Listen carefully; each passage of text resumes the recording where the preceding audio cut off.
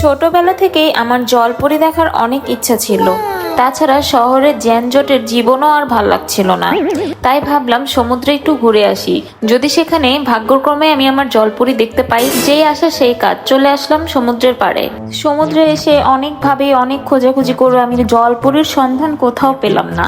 জলপরি খুঁজতে খুঁজতে আমি সুইমিং পুলে পর্যন্ত নেমে গিয়েছি, তারপরেও আমি জলপরির সন্ধান পেলাম না। স্টার ফিশ পর্যন্ত পেয়ে গিয়েছি, তারপরেও আমি জলপরির দেখা কোথাও পেলাম না।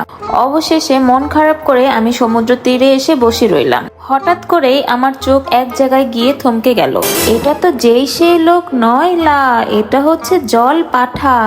জল পাঠার এত সুন্দর সুন্দর পোজ দেখে আমি মনোমুগ্ধ হয়ে গেলাম। তারপর আমি আমার শখের ব্যাটার হাতে পায়ে ধরে তাকে অনেক কষ্টে রাজি করালাম জল পাঠার সাঁতার দেখার জন্য, কারণ ওই জল পাঠার কাছে আমি সাঁতার দেখতে পারিনি।